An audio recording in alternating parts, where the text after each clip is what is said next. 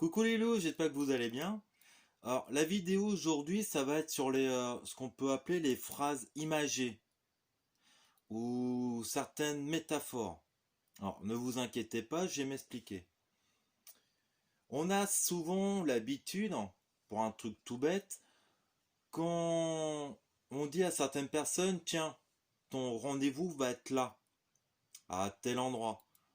Bah, ça vous est jamais arrivé que quand la personne vous dit, bah, voilà, tu prends la première à droite, après tu arrives à un carrefour, tu vas à gauche, tu vas tout droit pendant 5 kilomètres, après, prochain carrefour, au point, tu retournes à droite, et puis ainsi de suite. Et vous dire, mais qui dit? Et puis finalement, vous prenez la voiture, puis vous savez pas si c'est la première à droite ou la première à gauche qu'il faut prendre. Alors, on a tous la même technique. Si on va se, En fait, on va s'orienter sur certains objets. Par exemple, le truc tout bête, hein. La personne veut redire justement ce discours-là. Tiens, je vais dire une bêtise, elle doit aller à la mairie. Voilà. Bah, c'est tellement plus simple. Hop, au carrefour, tu vois le McDo. Tiens, au McDo, tu tournes à droite. Là, tu continues jusqu'au Intermarché. On ne doit pas citer de nom, désolé. Intermarché. Intermarché, t'as un rond-point. Tu prends la troisième à droite. Euh, Ça va tout seul? Non? Ça va absolument tout seul parce que justement, on se fait une image très précise par rapport à des endroits, par rapport à des lieux. Alors, mais qu'est-ce que ça a à voir avec la spiritualité? Bah, avec la spiritualité, pas forcément grand-chose, mais dans la compréhension collective, on utilise beaucoup, et j'utilise beaucoup cet outil-là, c'est d'utiliser certaines images ou d'utiliser un certain passé. L'esprit a besoin justement de se calibrer sur quelque chose, a besoin de se représenter quelque chose.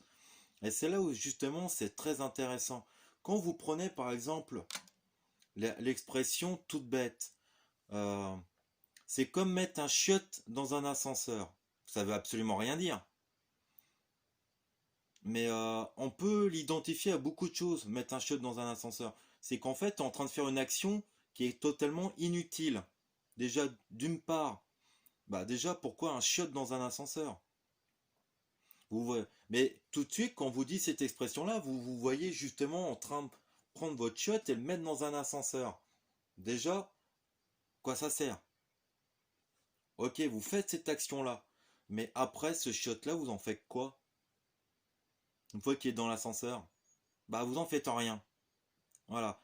C'est tout simplement pour vous montrer que vous êtes en train de faire une action qui au final est complètement débile et qui ne sert absolument à rien. Mais on utilise plein de choses comme ça. Je peux vous citer un exemple. Mettre de l'huile sur le feu.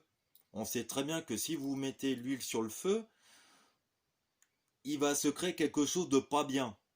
L'huile, ça brûle. Bah oui. Mais quand on dit à quelqu'un qui est dans une mauvaise posture et qu'entre guillemets envie d'ouvrir sa tronche dans une situation, hop, ne fais pas ça, tu vas mettre de l'huile sur le feu. Tout de suite, on a l'image justement de mettre l'huile sur le feu puis que ça crame. Tout de suite. Bah c'est ça en fait. Et c'est un excellent outil. C'est un outil qui est également utilisé quand même un petit peu en psychologie où on s'identifie parfaitement les situations. Parce que si on vous dirait non, ne fais pas ça, stop, tu vas avoir des problèmes, c'est compliqué. La personne va s'identifier justement au problème, mais quand on utilise des images très simples que tout le monde connaît, que le cerveau justement a assimilé, peut, c'est bête à dire, mais peut se voir faire l'action de, c'est beaucoup plus parlant. Comme beaucoup de personnes justement, et je le fais également, utilisent son passé justement pour identifier certaines choses, pour montrer certaines choses, pour donner un poids à vos dires, plutôt à ces dires. Tout simplement parce que c'est très parlant. C'est très très parlant. le, l'esprit humain a besoin de se situer, a besoin de comprendre, a besoin de se mettre là, à l'instant T, sur un certain point. Combien de personnes ne sait pas lire une carte? Une carte, voilà, il y a une vision d'ensemble, mais il y a une vision du dessus. Ce n'est pas facile de se représenter, par exemple, je sais pas, la mairie à tel endroit, même s'il y a une croix. Mais par contre, vous prenez un GPS, vous avez cette vision justement panoramique des bâtiments, des carrefours et tout, vous êtes beaucoup plus à l'aise. Même si le GPS, vous ne regardez pas forcément votre écran de GPS, mais si vos GPS vous dit tournez à droite, vous voyez cette rue à droite, vous voyez ce carrefour. C'est tellement plus naturel parce que justement, le cerveau est toujours en train de se planifier, toujours en train de mettre tout dans des cases. Et là, justement, en utilisant certains termes, certaines métaphores, le cerveau fait exactement la même chose. Pareil, c'est tellement plus parlant en disant, bah, dans ta tête, voilà, c'est le bordel. Il va falloir faire du tri dans le casier. Bon, on s'imagine tout de suite, là, même à l'heure actuelle, je m'imagine très bien dans ma tête une grande pièce avec des casiers, les casiers ouverts avec des dossiers qui sortent de partout. Et oui, effectivement, c'est le boxon. Par contre, quand vous dites à une personne, là-haut, tes pensées sont, il y en a pas, voilà, il y en a partout. Bah, on a du mal à se représenter justement à quel point ça peut être chaotique. Ou voilà, quand on dit que quelqu'un est fou, on a toujours tendance à dire, ouais, on a deux doigts d'avoir la camisole. On s'imagine le fou très bien avec la camisole.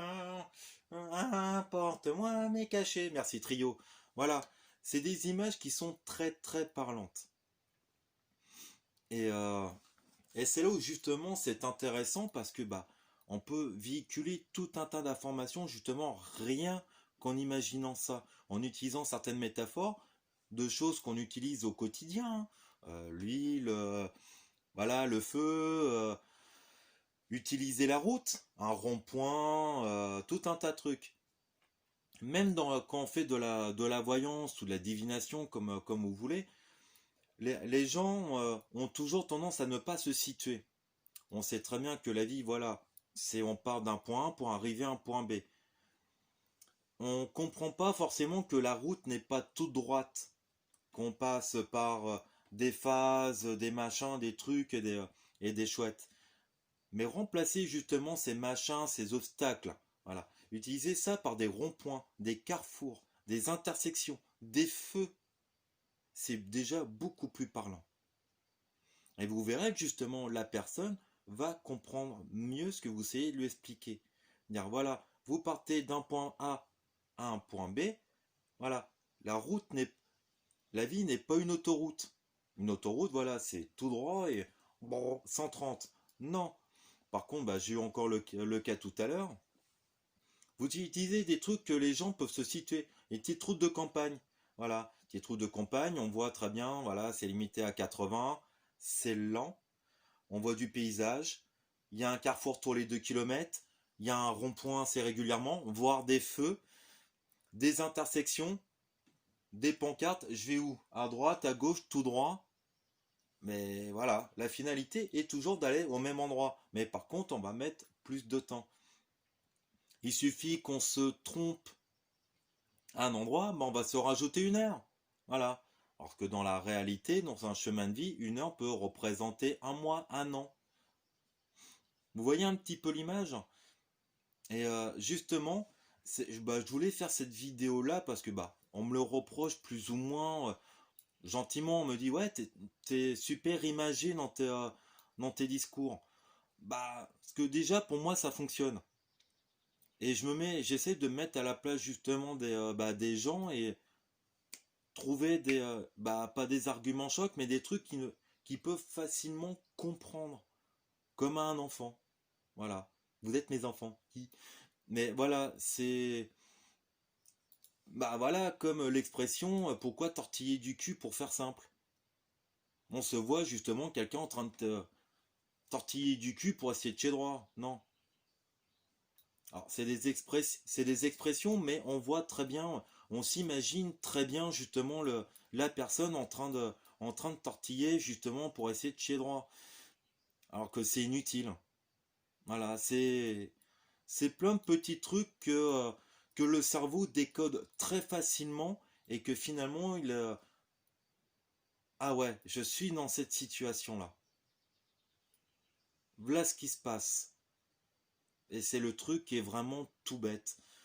Donc bon, après il y a d'autres termes un petit peu moins vulgaires, hein, merci mon franc-parler, mais voilà, essayez justement d'utiliser des choses comme ça parce que toutes les personnes voilà, ne vont pas parler avec des grands mots ou forcément comprendre ce que vous essayez de leur raconter, mais quand vous utilisez certaines images à la compréhension de tout le monde, bah c'est beaucoup plus parlant. Et généralement, après, les gens ouais, se situent parfaitement dans le truc. Donc voilà, j'espère que cette vidéo vous a plu. Et puis, bah, je vous dis à la prochaine. Et puis, essayez justement de vous entraîner. C'est très ludique, hein. Si vous connaissez un petit peu Camelot, c'est pareil, ils ont des expressions qui sont super sympas. Et voilà, et finalement, quand on comprend un petit peu le second degré, puis quand on aime jouer avec les mots, bon, on se rend compte que justement ils ont un franc-parler, mais c'est voilà, c'est très écrit et très imagé pour que tout le monde comprenne. Et c'est voilà, la langue française nous permet d'utiliser ces outils-là qui sont franchement sympas. Et puis bah, je vous fais des gros bisous, je vous dis à la prochaine. Ciao!